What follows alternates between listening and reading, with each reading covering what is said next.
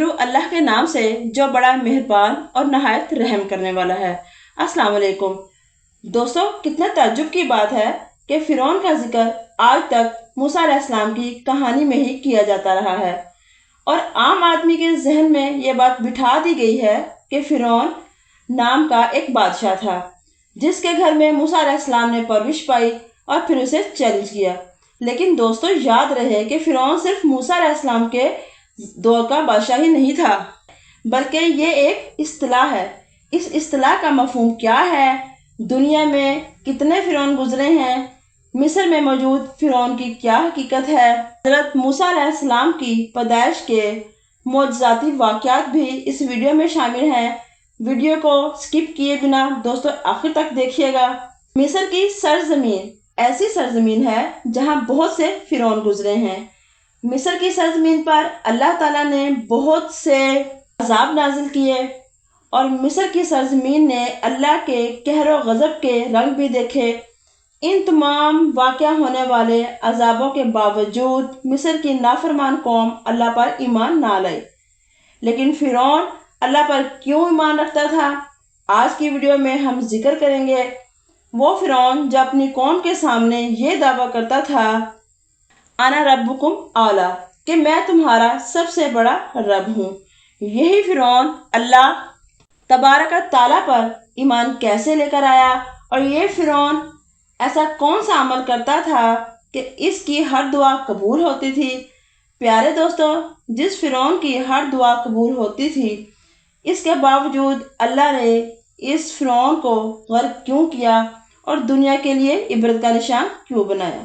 اور جب فرعون غرق ہو رہا تھا تو اللہ کے مقرب فرشتے حضرت جبرائیل علیہ السلام اور حضرت میکائیل علیہ السلام فرعون کے پاس کیا کرنے آئے؟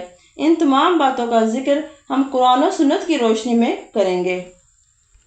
یاد رہے کہ مصر اور فرعونوں کی تاریخ بہت پرانی ہے، اس لیے مورخین کے مطابق بعض ناموں تواریخ میں جا بجا اختلاف پایا جاتا ہے۔ اکثر تاریخی حوالے ان تختیوں سے اکٹھے کیے گئے ہیں جو مصری آثار قدیمہ کی کھدائی سے اکٹھے کیے گئے۔ اس کے علاوہ کئی واقعات بائبل اور قرآن مجید سے اخذ کیے گئے ہیں جنہیں مستند ذرائع کہا جاتا ہے۔ یاد رہے کہ دنیا میں بے شمار قومیں گزری ہیں اور اب بھی بے شمار قومیں موجود ہیں۔ ہر قوم کی اپنی پہچان ہے اور سوچ کا انداز ہے، لہٰذا اسی دائرے میں رہ کر انہوں نے اپنے حکمرانوں کو مخصوص نام دیے۔ دوستو، آپ نے ملاحظہ کیا ہے کہ فرعون ایک ہی نہیں جس کا ہمیں بتایا جاتا ہے، بلکہ موسیٰ علیہ السلام سے پہلے بھی کئی فرعون گزر چکے تھے۔ موسیٰ علیہ السلام کا پالا دو فرعونوں سے پڑا۔ پہلا رامس دوئم، جس کے گھر پر موسیٰ علیہ السلام نے پرورش پائی، اور دوسرا اس کا بیٹا منفتح، جسے اسلام کی دعوت دی گئی، جس نے آپ اور آپ کی قوم پر ظلم ڈھائے۔ اصل کہانی کیا ہے؟ اس کی حقیقت کیا ہے؟ یہ جاننے سے پہلے ساتھیوں، کمنٹ میں اس ایک سوال کا جواب ضرور دیجیے گا۔ کیا آپ آج سے پہلے یہ جانتے تھے کہ موسیٰ کا واسطہ ایک نہیں بلکہ دو فرعونوں سے پڑا؟ اصل قصہ یہ ہے کہ فرعون رامس دوئم نے خواب دیکھا کہ بیت المقدس کی طرف سے آگ آئی اور اس نے مصر میں فرعون کے قبیلے کو جلا ڈالا، مگر بنی اسرائیل محفوظ رہے۔ بس اس نے تمام علماء اور نجومیوں کو بلا کر خواب کی تعبیر پوچھی، تو کاہنوں نے بتایا کہ اے بادشاہ، تیری سلطنت میں بنی اسرائیل کے ہاں ایک بچہ پیدا ہوگا جو تیرے اقتدار اور جان کے لیے خطرہ ہوگا۔ یہ سن کر فرعون نے حکم دیا کہ بنی اسرائیل کے ہاں جو بھی لڑکا پیدا ہوگا اسے قتل کر دیا جائے۔ دائیوں کی ڈیوٹی لگائی گئی کہ حاملہ عورتوں کو تلاش کیا جائے۔ چنانچہ اس ایک اندازے کے مطابق 12,000 نومولود بچوں کو قتل کیا گیا اور 70,000 کے قریب حمل گرائے گئے۔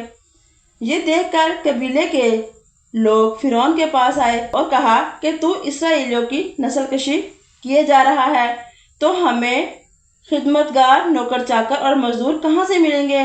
اس پر فرعون نے حکم دیا کہ ایک سال بچے مارے جائیں گے اور دوسرے سال نہیں مارے جائیں گے۔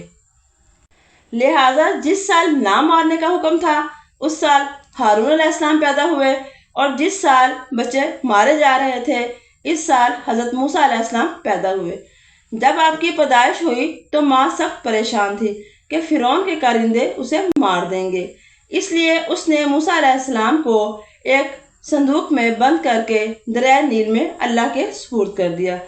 حضرت موسیٰ علیہ السلام دریا میں بہتے بہتے والدہ کی نظروں سے اوجھل ہو گئے۔ حضرت موسیٰ علیہ السلام کی والدہ کے پاس شیطان آیا اور اس کے دل میں وسوسہ ڈالا، تو وہ اپنے دل میں سوچنے لگی کہ میں نے خود اپنے بچے کے ساتھ یہ کیا کر دیا۔ اگر وہ میرے پاس ذبح ہوتا تو میں اسے کفن دفن دیتی۔ یہ امر تو میرے نزدیک اس سے بہتر تھا کہ میں نے اسے خود دریا کے سپرد کر دیا۔ جس دریا میں موسیٰ علیہ السلام کو ڈالا گیا تھا اس میں سے ایک نہر نکلتی تھی جو فرعون کے محل سے ہوتی ہوئی گزرتی تھی۔ فرعون صبح ہی صبح اپنی بیوی آسیہ کے ساتھ اس نہر کے کنارے بیٹھا کرتا تھا۔ اس نے ایک صندوق کو بہتے ہوئے دیکھا تو فوراً اپنے سپاہیوں کو بلایا اور حکم دیا کہ نہر میں کود کر صندوق نکال کر لاؤ۔ چنانچہ سپاہیوں نے نہر میں سے صندوق کو نکالا۔ جب فرعون نے اس کو کھولا تو اس میں ایک نورانی شکل کے بچے کو دیکھا جس کی پیشانی پر نور چمک رہا تھا، جو اپنے منہ میں انگوٹھا ڈال کر چوس رہا تھا۔ فرعون نے جب چہرہ نبوت کو دیکھا تو حیران رہ گیا۔ فرعون کو حضرت موسیٰ علیہ السلام پیارے لگے۔ اللہ تعالیٰ قرآن مجید میں فرماتے ہیں کہ میں نے تجھ پر اپنی طرف کی محبت ڈالی۔ فرعون کی بیوی نے حضرت موسیٰ علیہ السلام کو دیکھا تو وہ بہت خوبصورت لگ رہے تھے۔ کہنے لگی اس کو قتل نہیں کرنا، ہو سکتا ہے یہ ہمیں نفع پہنچائے یا ہم اس کو اپنا بیٹا بنا لیں۔ اب دیکھا قدرت کا کرشمہ، قوم کے بچے مروانے والا خود اپنے دل کے ہاتھوں مرا پڑا تھا۔ فرمان شاہی جاری ہوا تو بچے کو دودھ پلانے والی عورتیں آئیں، مگر بچہ دودھ ہی نہیں پیتا تھا۔ فرعون پریشان تھا کہ بچہ دودھ نہیں پیتا۔ اسے یہ سمجھ نہ آئی کہ اللہ تعالیٰ اسی کے ہاتھوں سے بچے کی پرورش کروا رہا ہے۔ دوسری طرف موسیٰ علیہ السلام کی والدہ کی بھی عجیب حالت تھی۔ اگر اللہ تعالیٰ اسے تسلی نہ دیتا تو وہ اپنا راز فاش کر دیتی۔ اللہ تبارک و تعالیٰ نے اسے تسلی دی اور حوصلہ دیا۔ فرعون کی ایک بیٹی تھی، وہ اپنی بیٹی سے بہت زیادہ محبت کرتا تھا۔ وہ بھی ہر روز اپنے باپ کے پاس 3 حاجات پیش کرتی تھی۔ وہ بہت زیادہ برص کی بیماری میں مبتلا تھی۔ فرعون نے اس کے بارے میں جادوگروں اور طبیبوں سے مشورہ کیا تو انہوں نے کہا کہ بادشاہ یہ اس وقت تک ٹھیک نہیں ہو سکتی جب تک دریا میں سے ایک انسان کے مشابہ کوئی چیز نہ پائی جائے اور اس کی لعاب لے کر اس کے برص والے حصے پر لگائی جائے تو پھر یہ ٹھیک ہو جائے گی، لیکن اس وقت وہ فلاں دن ہوگا اور فلاں تاریخ ہوگی اور سورج خوب روشن ہوگا۔ جس دن موسیٰ علیہ السلام کو دریا سے نکالا گیا تو اس کی بیٹی بھی اس کے ساتھ ہی بیٹھی ہوئی تھی۔ جب انہوں نے صندوق والے بچے کا لعاب لے کر اپنے برص والے حصے پر لگایا تو وہ بالکل ٹھیک ہو گئی۔ اس نے بچے کو اپنے سینے سے لگایا۔ فرعون کو لوگوں نے کہا کہ یہ وہی بچہ نہ ہو جس سے آپ کے اقتدار کو خطرہ ہے، تمہارے ڈر کی وجہ سے اسے دریا میں پھینک دیا ہوگا۔ اس نے بچے کو قتل کرنے کا ارادہ کر لیا، لیکن فرعون کی بیوی آسیہ نے بچے کی بخشش طلب کی اور اسے اپنا بیٹا بنا لیا۔ اس نے بچے کو قتل کرنے کا ارادہ کیا، لیکن فرعون کی بیوی آسیہ نے بچے کی بخشش طلب کی اور اسے اپنا بیٹا بنا لیا۔ اس طرح یہ پہلا مرحلہ مکمل ہو گیا جس میں حضرت موسیٰ علیہ السلام کے لعاب کی خیر و برکت کا مظاہرہ بھی دیکھ لیا۔ حضرت موسیٰ علیہ السلام کو قتل ہونے سے بچا کر اپنی قدرت دکھا دی کہ جس بچے کو ختم کرنے کی غرض سے تم نے ہزاروں بچے ذبح کروا دیے اور اسے میں نے تمہارے پاس پہنچا دیا، لیکن تم نہ اسے ذبح کر سکے اور نہ کر سکو گے۔ حضرت موسیٰ علیہ السلام کی والدہ صندوق کو نہر میں چھوڑنے کے بعد بہت غمگین اور پریشان تھیں۔ حضرت موسیٰ علیہ السلام کی بہن کو کہا کہ خفیہ طور پر تم پتہ لگاؤ کہ صندوق کہاں گیا۔ خشیت عزت سے یہ ہوا کہ موسیٰ علیہ السلام کسی عورت کا دودھ نہیں پی رہے تھے۔ بہت سی خواتین آئیں لیکن کامیاب نہ ہوئیں۔ ادھر موسیٰ علیہ السلام کی بہن طاق میں لگی ہوئی تھی۔ اس نے کہا میں ایک عورت کو لا سکتی ہوں جو دودھ پلا کر بچے کو پال سکے گی۔ بس فرعونیوں نے حضرت موسیٰ علیہ السلام کی بہن کو پکڑ لیا اور کہا کہ تجھے ان کی خیر خواہی کا علم کیا ہے کہ وہ اسے کیسے جانتی ہیں، حتیٰ کہ وہ اس بچے کی بات پر شک کرنے لگے۔ حضرت موسیٰ علیہ السلام کی بہن نے کہا کہ وہ گھر والے اس سے خیر خواہی اس لیے کریں گے تاکہ بادشاہ ان پر شفقت کرے۔ بس فرعونیوں نے بچی کو چھوڑ دیا۔ حضرت موسیٰ علیہ السلام کی بہن آپ کی والدہ کی طرف گئیں اور اسے معاملے سے آگاہ کیا۔ حضرت موسیٰ علیہ السلام کی والدہ آئیں۔ جب انہوں نے حضرت موسیٰ علیہ السلام کو گود میں ڈالا تو وہ دودھ پینے لگے اور آپ سیر ہو گئے۔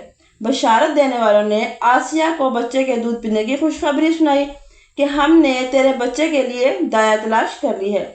فرعون کی بیوی نے حضرت موسیٰ علیہ السلام کی والدہ کو بلایا۔ وہ حضرت موسیٰ علیہ السلام کو لے کر آ گئی۔ فرعون کی بیوی نے موسیٰ علیہ السلام کی دایا سے محبت دیکھی تو ان سے کہا کہ میرے پاس رہ کر میرے بچے کو دودھ پلاؤ، کیونکہ میں اس سے محبت کرتی ہوں۔ ایسی محبت میں کسی اور سے نہیں کرتی۔ حضرت موسیٰ علیہ السلام کی والدہ نے کہا کہ میں اپنا گھر بار نہیں چھوڑ سکتی۔ اگر تیرا دل چاہے تو یہ بچہ مجھے عطا کر دے، اسے میں اپنے گھر لے جاتی ہوں۔ اس طرح حضرت موسیٰ علیہ السلام کی والدہ انہیں لے کر اپنے گھر آ گئیں۔ اس طرح خوبصورت انداز میں آپ پروان چڑھے۔ ایک دن حضرت موسیٰ علیہ السلام نے فرعون کی داڑھی پکڑ لی اور منہ پر ایک تمانچہ رسید کر دیا۔ اس پر فرعون کو غصہ آ گیا۔ اس نے موسیٰ علیہ السلام کو قتل کرنے کی کوشش کی۔ بیوی آسیہ نے کہا، اے میرے سردار، آپ بچے کی بات پر خیال کرتے ہیں جس کو کسی چیز کی عقل نہیں۔ اگر آپ چاہیں تو تجربہ کر لیں، اس کو کسی بھرے بھرے چیز کی کوئی خبر نہیں۔ فرعون کو تجربہ کرانے کے لیے ایک تشت میں انگارے اور دوسرے تشت میں جواہرات لا کر موسیٰ کے سامنے رکھ دیے گئے۔ ان کا خیال تھا کہ یہ بچہ ہے۔ بچوں کی عادت کے مطابق آگ کے انگارے کو خوبصورت سمجھ کر اس کی طرف ہاتھ بڑھائے گا۔ جواہرات کی رونق بچوں کی نظر میں کچھ خاص نہیں ہوتی کہ وہ اس پر توجہ دے۔ اس طرح فرعون کو تجربہ ہو جائے گا کہ اس نے جو کچھ کیا وہ بچپن کی نادانی سے کیا، مگر یہاں کوئی عام بچہ نہیں تھا، یہ خدا کا رسول ہونے والا تھا۔ حضرت موسیٰ علیہ السلام نے آگ کی بجائے جواہرات پر ہاتھ ڈالنا چاہا، مگر حضرت جبرائیل علیہ السلام نے ان کا ہاتھ آگ کے تشت میں ڈال دیا اور آپ نے آگ کا انگارہ اٹھا کر منہ میں رکھ لیا، جس سے آپ کی زبان جل گئی۔ اس طرح فرعون کو یقین آ گیا کہ حضرت موسیٰ علیہ السلام کا یہ عمل کسی شرارت کی وجہ سے نہیں بلکہ بچپن کی بے خبری کی وجہ سے ہے۔ اس واقعے سے حضرت موسیٰ علیہ السلام کی زبان میں تکلیف پیدا ہو گئی۔ اس کو قرآن مجید میں عقدہ کہا گیا ہے۔ حضور پاک صلی اللہ علیہ وآلہ وسلم نے فرمایا کہ اگر اس دن فرعون یہ کہہ دیتا کہ جس طرح یہ تیری آنکھوں کی ٹھنڈک ہے اس طرح یہ میری آنکھوں کی بھی ٹھنڈک ہے، تو بس اللہ تعالیٰ نے جس طرح حضرت آسیہ کو ہدایت عطا کی تھی اس طرح فرعون کو بھی ہدایت دے دیتا۔ ابن جریر فرماتے ہیں کہ فرعون نے کہا یہ تیری آنکھ کی ٹھنڈک ہوگا، میری نہیں۔ فرعون کی قسمت میں بدقسمتی لکھ دی گئی اور وہی بد نصیبی غالب آئی تو اس نے انکار کر دیا۔ بادشاہی سے پہلے فرعون مزدوری کرتا تھا۔ ایک دن فرعون بازار گیا تو اس کی ملاقات حامان سے ہو گئی۔ یہ ملاقات دوستی میں بدل گئی، چنانچہ دونوں ملعون مصر شہر آئے۔ وہ ایام خربوزے کے تھے۔ ایک خربوزے والے نے ان سے کہا کہ بھائی ایسا کرو، تم دونوں ہمارا مال شہر لے جاؤ اور وہاں جا کر فروخت کرو۔ اگر تم ہمارا یہ مال فروخت کرو گے تو ہم تم دونوں کو کھانا دیں گے۔ یہ سن کر فرعون نے حامان سے کہا تم یہیں رہو، میں یہ مال لے کر بازار جاتا ہوں۔ چنانچہ ایسا ہی کیا گیا، یعنی فرعون خربوزہ لے کر شہر آ گیا۔ اس نے دکانداروں سے کہا کہ ہم تو سودا ادھار خریدتے ہیں اور نقد میں پھل اور ترکاری نہیں خریدتے، جس کی جو قیمت ہوتی ہے مال فروخت ہونے کے بعد اسے دے دیتے ہیں، ہمارا تو یہی دستور ہے۔ فرعون کچھ عرصے تک سوچتا رہا، پھر وہ خربوزے اسی وعدے پر بیچ کر آ گیا اور خربوزے کے مالک سے کہا کہ یہ کوئی اچھا کام نہیں ہے۔ اتنا بول کر وہ وہاں سے چل دیا اور پھر شہر مصر جا کر کہا کہ میں بعید الوطن ہوں اور کھانے پینے سے عاجز ہوں، اگر کوئی کام ہو تو مجھے اس جگہ مامور فرمائے۔ تو یہ سن کر بادشاہ مصر نے کہا کہ تم کون سا کام جانتے ہو؟ فرعون کہنے لگا میں اس شہر کے مقبرے کی داروغی چاہتا ہوں کہ میری اجازت کے بغیر کوئی یہاں مردہ دفن نہ کرے۔ یہ سن کر بادشاہ مصر نے فرعون کو قبرستان کی داروغی دے دی۔ تب وہ قبرستان کے دروازے پر جا بیٹھا۔ حکم الہی سے ایسا ہوا اسی سال مصر میں وبا پھیل گئی اور بہت سے آدمی مرنے لگے۔ فرعون نے جب یہ دیکھا تو ایک لاش لے اس کے عزیزوں سے اس نے سونے کا ایک درہم لینا شروع کر دیا۔ اس طرح اس کے پاس بہت سا روپیہ جمع ہو گیا۔ پھر وہ پیسہ شاہ مصر کو دے کر سارے شہر کی داروغی لینے لگا۔ شاہ مصر فرعون کو پیار کرتا اور اسے خلعت بھی دیتا۔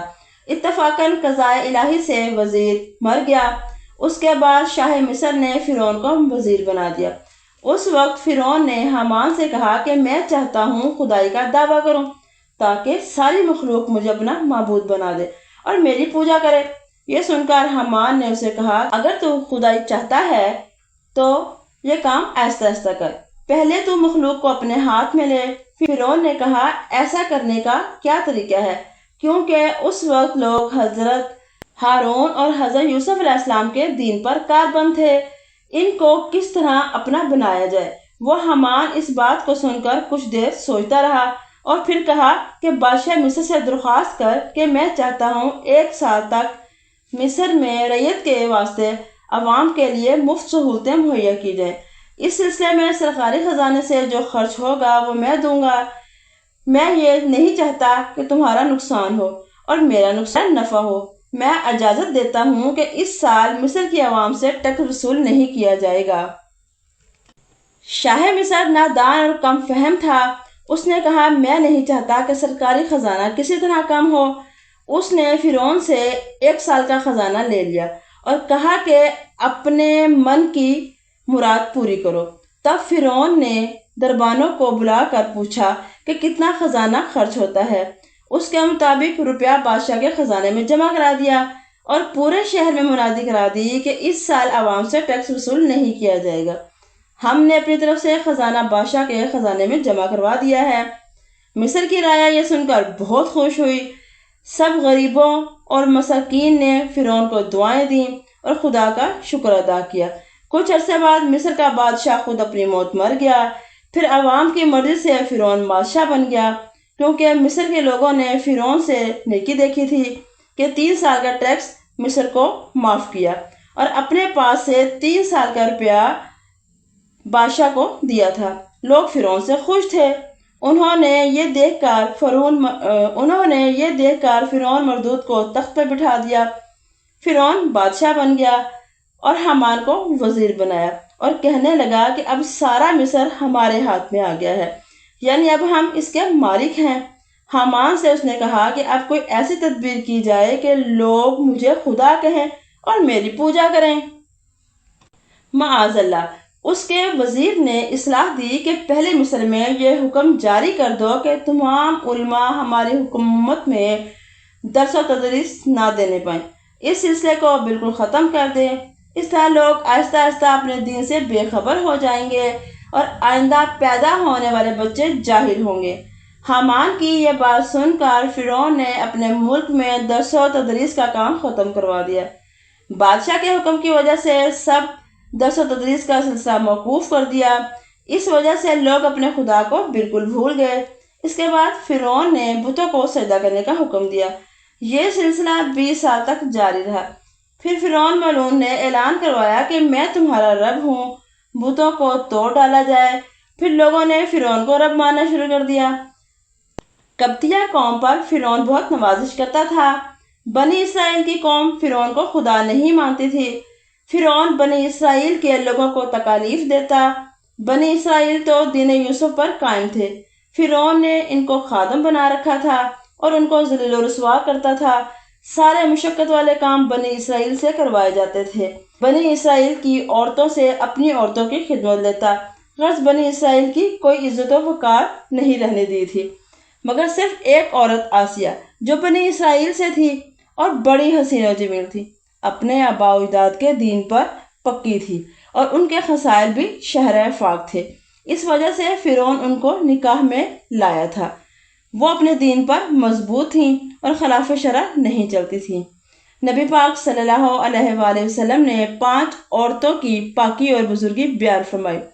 ایک موسیٰ علیہ السلام کی والدہ اور دوسری مریم بنت عمران، تیسری حضرت خدیجہ الکبریٰ، چوتھی حضرت فاطمہ الزہرا اور 5ویں بی بی آسیہ۔ یہ سب خواتین مثالی تھیں۔ بنی اسرائیل 12 سال تک فرعون کے عذاب میں مبتلا رہے۔ عورتیں اور مرد ان کی خدمت کرتے، ذلیل ہوتے اور صبر کرتے رہے، لیکن باوجود تکلیفوں کے وہ اپنے ایمان سے نہیں ہٹے۔ وہ شب و روز استغفار کرتے۔ ایک دن فرعون نے دریائے نیل کے کنارے جشن کیا۔ سب لوگ وہاں گئے اور اپنے ساتھ کھانے پینے کا سامان بھی لے گئے۔ بعض مورخین نے لکھا کہ ایک روز فرعون نے بنی اسرائیل کے لوگوں کو بلایا اور کہا، تم لوگ نہ تو مجھے پوچھتے ہو اور نہ ہی مجھے نعوذ باللہ خدا جانتے ہو۔ لگتا ہے تم اپنی زندگی سے عاجز آ گئے ہو۔ اجر تمہارے سروں پر ہے، اور سنو، اگر تم نے مجھے سجدہ نہ کیا تو میں تمہیں قتل کروا دوں گا۔ یہ سن کر بنی اسرائیل نے کہا، خدا کے سوا ہم کسی کو سجدہ نہیں کریں گے اور اپنے دین پر قائم رہیں گے۔ چنانچہ کچھ عرصے کے بعد فرعون نے تمام بنی اسرائیلیوں کو ایک میدان میں جمع کیا اور انہیں خود کو سجدہ کرنے کا حکم دیا، لیکن انہوں نے صاف انکار کر دیا اور کہا کہ اے فرعون، تیرا جی جو چاہے کر لے، ہم اپنے دین سے پھرنے والے نہیں۔ یہ سن کر فرعون ملعون کو غصہ آ گیا اور اس نے بڑی بڑی دیگیں لانے کو کہا اور ان میں تیل بھر کر ان کے نیچے آگ جلائی، اور پھر جب تیل کھولنے لگا تو ان دیگوں میں ان نافرمانوں کو ڈالنے کا کہا گیا۔ چنانچہ ایسے ہی کیا گیا۔ جب بنی اسرائیل کی بڑی تعداد اس تیل میں جل گئی تو حامان نے کہا، میری رائے ہے اس قتل عام کو روکا جائے اور ان کو مہلت دی جائے تاکہ یہ ایک مرتبہ پھر سوچ لیں اور دین فرعون منظور کر لیں۔ پھر یہ لوگ مہلت کی غرض سے چھوڑ دیے گئے۔ فرعون کھلے لفظوں میں خدائی کا اظہار کرنے لگا۔ اس کے الفاظ تھے کہ میں تمہارا سب سے بڑا خدا ہوں۔ معاذ اللہ! یہ سن کر تو ابلیس کو بھی غصہ آ گیا۔ اس نے فرعون سے کہا کہ میں نے صرف آدم سے بہتر ہونے کا دعویٰ کیا تھا، جس سے میرا یہ حشر ہوا۔ اے ملعون، تو خدا سے بہتر ہونے کا دعویٰ کرتا ہے، تو سوچ تیرا کیا حشر ہوگا۔ لیکن وہاں حشر کی پرواہ کس کو تھی؟ فرعون کے زمانے میں کئی سال قحط سالی ہوئی، جس سے عوام پریشان ہو کر مرنے لگی۔ جب یہ حالت ہوئی تو مخلوق جمع ہو کر فرعون کے پاس آئی اور کہا، اے فرعون، تو خدائی کا دعویٰ کرتا ہے، ہم قحط سالی کا شکار ہو رہے ہیں اور تو مینہ نہیں برساتا۔ ایسا کر کہ تو ہم پر مینہ برسا، ورنہ ہم ہلاک ہو جائیں گے اور کوئی باقی نہیں رہے گا۔ جلدی بارش کر تاکہ ہم بچ سکیں۔ جس کے جواب میں فرعون نے کہا، اچھا، میں مینہ برساؤں گا، اور پھر اعلان کر دیا کہ فلاں دن فلاں تاریخ کو مینہ برسایا جائے گا۔ چنانچہ فرعون تمام لوگوں کو لے کر ایک میدان میں چلا گیا۔ وہاں بہت سے اور لوگ بھی دوسرے علاقوں سے آ گئے۔ انہوں نے کہا کہ اس میدان میں ہمارے ساتھ مصر کا بچہ جائے گا تو پھر ہم مینہ برسائیں گے، اور مقررہ تاریخ پر عالم جمع ہو گیا۔ فرعون اپنے محل سے نکلا اور مخلوق کو لے کر مقررہ جگہ پر پہنچا۔ پھر وہاں سے ایک پہاڑ پر چلا گیا اور حکم دیا کہ تم لوگ یہیں ٹھہرے رہو، ہم پہاڑ پر جا کر تمہارے لیے مینہ برسائیں گے۔ یہ کہہ کر فرعون ایک پہاڑ پر چڑھ گیا۔ جب وہ نظروں سے اوجھل ہو گیا تو وہ ایک غار میں گھس گیا اور بالکل تنہا ہو کر سر کا تاج اٹھا کر پھینک دیا اور اپنا لباس فاخرہ بھی تار تار کر دیا، اور سر پر خاک ڈالتا ہوا اس وحدہ لا شریک کے سامنے سجدے میں گر گیا اور نہایت آہوازاری سے فریاد کی۔ فرعون کہنے لگا، الہی، تو حق پر ہے، تو بے نیاز ہے، بے پرواہ ہے۔ میں نے دنیا کو آخرت کے عوض اختیار کیا۔ اے میرے پروردگار، جو کچھ میرا حصہ ہے وہ تو مجھے دنیا میں ہی دے دے۔ میں جانتا ہوں کہ میرے لیے آخرت میں کچھ نہیں ہے سوائے دردناک عذاب کے۔ جب فرعون نے یہ دعا کی تو حضرت جبرائیل علیہ السلام انسانی شکل میں غار کے دروازے پر آئے۔ فرعون نے کہا کہ تو یہاں کیسے آیا؟ یہ جگہ تو انصاف کی نہیں، کل دربار میں آنا، وہاں انصاف ہوگا، اس وقت تو یہاں سے چلا جا۔ وہ کہنے لگا، تم ہمارا انصاف یہی کر دو، بغیر انصاف کے میں یہاں سے نہیں جاؤں گا۔ ابھی یہ گفتگو ہو رہی تھی کہ بارش ہونے لگی۔ دریائے نیل کا پانی جاری ہو گیا ہے، دریائے نیل پانی سے بھر گیا۔ یہ دیکھ کر فرعون بہت خوش ہوا اور خوشی کے عالم میں کہنے لگا، اے نوجوان، تم کیا چاہتے ہو؟ اس نوجوان نے کہا کہ جو بندہ خدا کی نافرمانی کرے اور اللہ تعالیٰ اس کو پھر بھی نوازے تو بتاؤ اس کی کیا سزا ہے؟ تو فرعون خوشی میں تھا۔ اس نے کہا کہ ایسے شخص کو دریائے نیل میں ڈبو کر مار دینا چاہیے۔ جب اس نوجوان نے کہا، کیا آپ یہ بات مجھے لکھ کر دے سکتے ہیں؟ تو فرعون نے کہا کہ یہاں پر نہ کاغذ ہے، نہ قلم اور نہ سیاہی۔ تم صبح دربار میں آنا، وہیں لکھ کر دوں گا۔ تو اس نوجوان نے کہا، نہیں، میں آپ کو کاغذ اور سیاہی دیتا ہوں، آپ لکھ دیجئے۔ تو فرعون نے یہ پروانہ جاری کر دیا۔ جب دریائے نیل میں طوفان آیا اور فرعون غرق ہونے لگا تو حضرت میکائیل علیہ السلام اور حضرت جبرائیل علیہ السلام وہاں آئے اور اس ڈوبتے ہوئے فرعون کو اس کا پروانہ دکھایا تو فرعون گھبرا گیا اور اسی طوفان میں غرق ہو گیا۔ پیارے ساتھیوں، یہ تھا فرعون کا واقعہ۔ امید ہے یہ واقعہ آپ کو پسند آیا ہوگا۔ اگر قصہ آپ کو پسند آیا ہو تو لائک کیجئے، شیئر کیجئے اور خوبصورت سا کمنٹ